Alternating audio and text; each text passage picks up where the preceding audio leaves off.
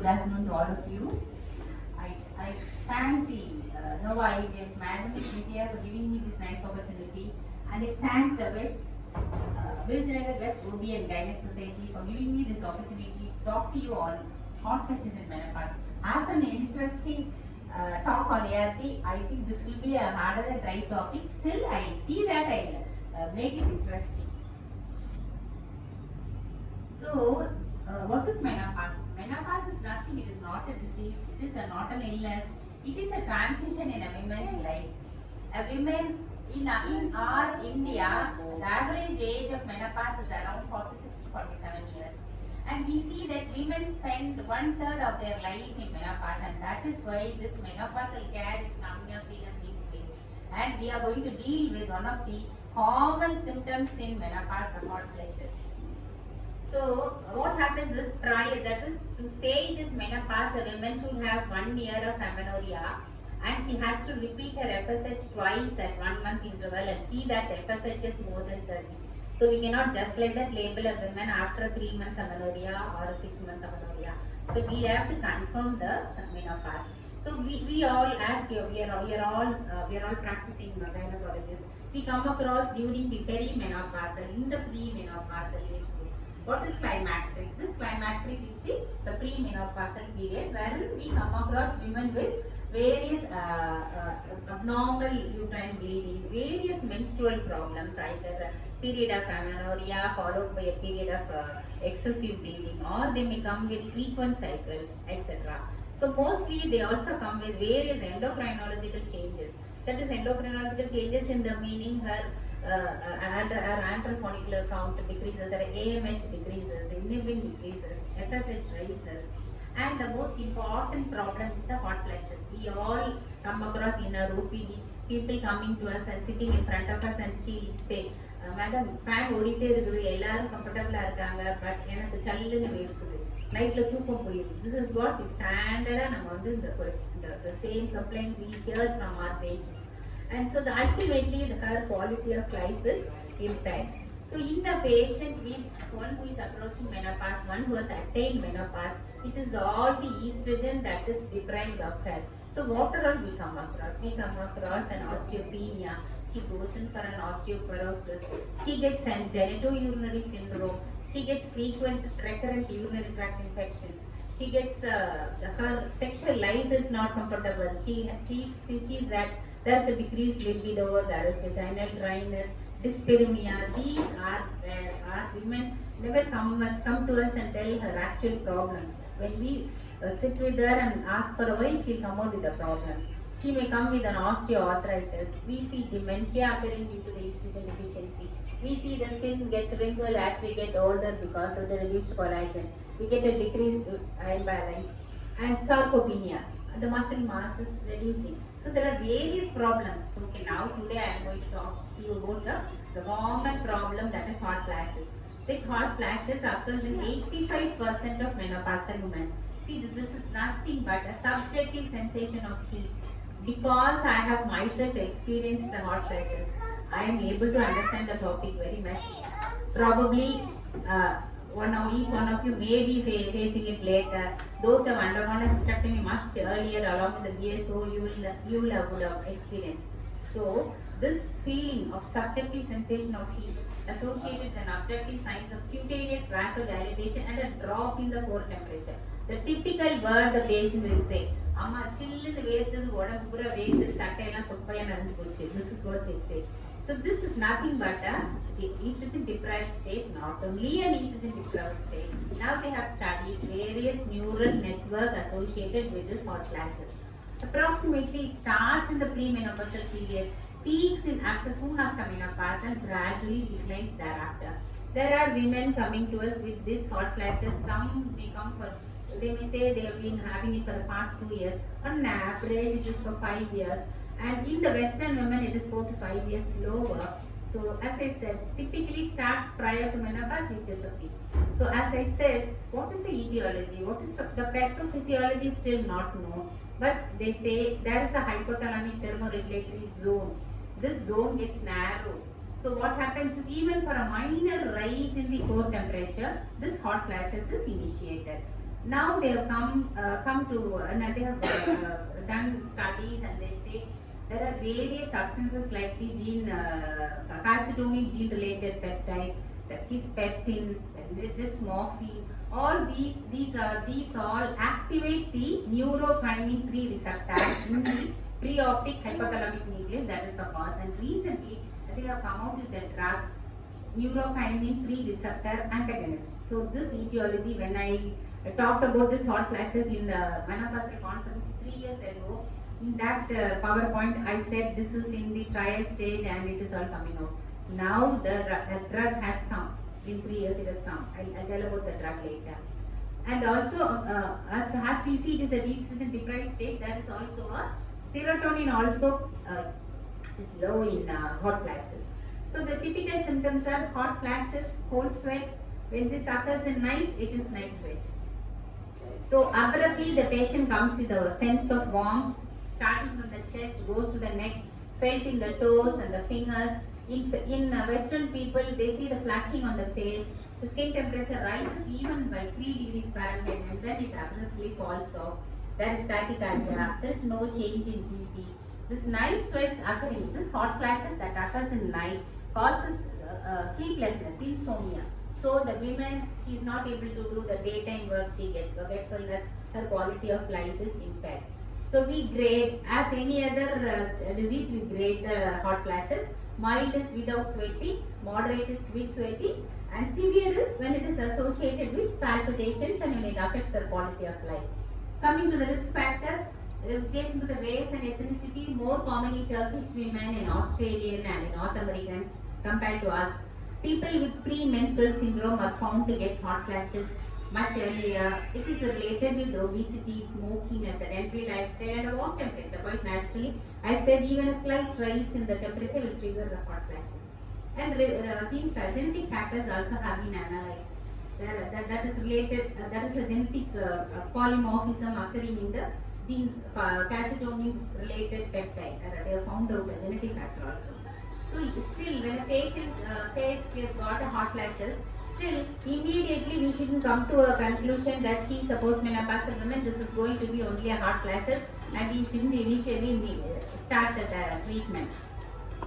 Getting to the history, she may be taking some calcium channel blockers. Nicotine is prone to cause palpitation. She may be operated for cancer breast patient, and she may be on tamoxifen.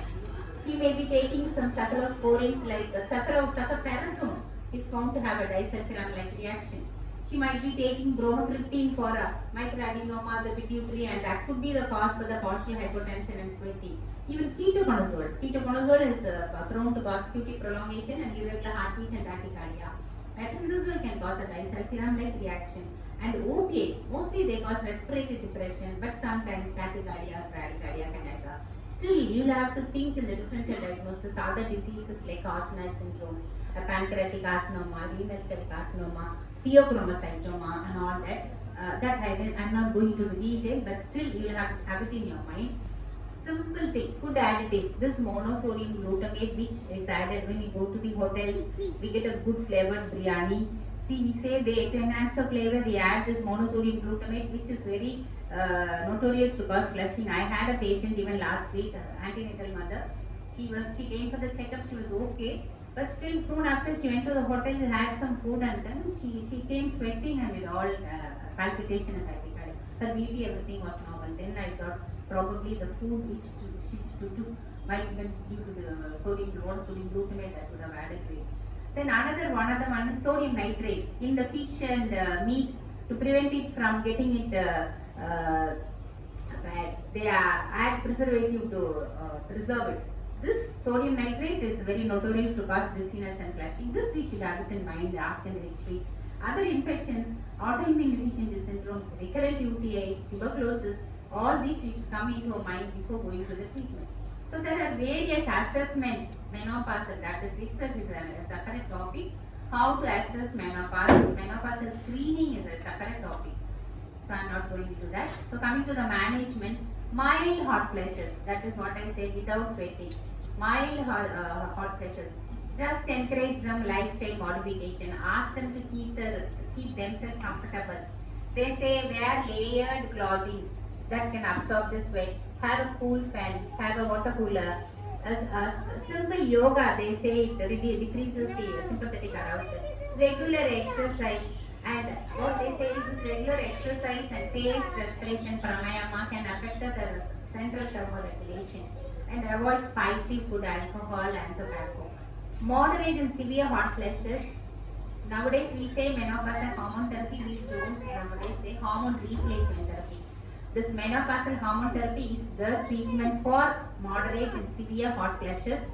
One thing you should all keep it in mind, we can give this menopausal hormone therapy up to 10 years after menopause. You can give up to 60 years. Don't give menopausal hormone therapy after 65 years. There are not enough studies. So this is the protocol. That is one point to have in all your mind. Less than 60 years, only 10 years post menopause, you can give the menopausal hormone therapy. Always start in a low dose of estrogen, either transdermal or oral. If it is going to be transdermal, I will come to the dose later in the next slide. Whichever thing, start in a low dose, reassess the patient after 3 months, and if that particular dose is enough for her, you can continue with the same dose. Mostly a woman may need 1 or 2 years of treatment and she'll be okay with it. If she is comfortable with a particular dose, you can continue with the same dose, and after a period of 1 year you are going to taper it. You can gradually taper it and stop, not just like that stopping the drug. If a patient has undergone a hysterectomy and a uterus is absent, only estrogen will do. If the patient has an intact uterus, you should give a progesterone along with the estrogen to prevent endometrial hyperplasia and thereon leading to endometrial carcinoma. So this one point as a carry home message, have it in your mind. A patient without a uterus, estrogen alone will do, unless in certain rare conditions like a patient who has undergone hysterectomy for an endometriosis. If we give estrogen alone, that remaining sites may get activated due to the continuous estrogen, and that sites may go for a adenocarcinoma later. This is a rare point. But still, without an uterus, only estrogen. With the uterus, you have to give progesterone to prevent an endometrial hyperplasia. But as I said, beyond 65 years, it is avoided. Young women who have undergone a THBSO due to any other cause, there is no harm in starting an MHT. This is off the point and not necessarily for the hot flashes I am telling you. They say the basic doubt we have in our mind is whether we will initiate a breast cancer. That is the only point we have been having it in our mind. Studies have said breast cancer is not initiated by this menopausal hormone therapy. In susceptible hormone dependent cancers, it may promote. Per se, it doesn't cause a breast cancer. This point you can have it in your mind. These are the contraindications. Whom you will not give a menopausal hormone therapy: a past history of stroke, a TIA, hypertriglyceridemia, gallbladder disease, liver disorders, diabetes with end organ damage, or unexplained vaginal bleeding. Whenever a patient has an unexplained vaginal bleeding, we'll have to look into the cause and treat it only, then go for a MHT hormone and no thrombophilia. These are all contraindications. So a breast cancer patient, we should not give hormone therapy. So these are the various formulations. As you are all practicing, you all would have been using it. We have the Estriol Evolon cream, we have the Ester wet gel, and we have the Premarin gel. These three are available in the market. And so we can start with the 0.025 of transdermal or an oral estradiol, 0.5 milligram. Always use a 17 beta estradiol. You should not go for a synthetic ethinyl estradiol. If symptoms are severe, you can just double the dose, 0.05 of transdermal and 1 milligram of estradiol. And now, as these are all just as a talk, I am telling you. In practice, Abortis has come out with combinations of estradiol hemihydrate, 17 beta estradiol hemihydrate with dydrogesterone. 1 milligram of 17 beta estradiol hemihydrate and 5 milligram of dydrogesterone. They have come out with various combinations. 1 by 10, 1 by 10, 2 by 10. That is 2 by 10 is 2 milligram of 17 beta estradiol with 10 milligram of dydrogesterone. Various formulations have come and it is easy for us to use. So this is the thing. Start estrogen at a low dose. In oophorectomy done young women, we can even straight away start 2 mg of oral estradiol. Lesser doses, we have less symptoms. Any patient on menopausal hormone therapy during first 3 to 6 months, she may come with an intermittent bleeding or spotting. So we shouldn't be bothered. Up to 6 months, we can, okay, this is due to the drug. After 6 months or 1 year, if she's coming, we'll have to evaluate her. And then progestins. Progestins are added, as I said, to prevent endometrial hyperplasia. Always it is the natural progesterone that is best. Either a natural micronized progesterone. In a continuous regimen, they use 100 mg. In a sequential regimen, they use for the last 12 days of the cycle. We all use it, the natural progesterone we use in pregnancy. Also, we give it at bedtime because the side effect is sleepiness, somnolence. Natural progestins have no lipid effect.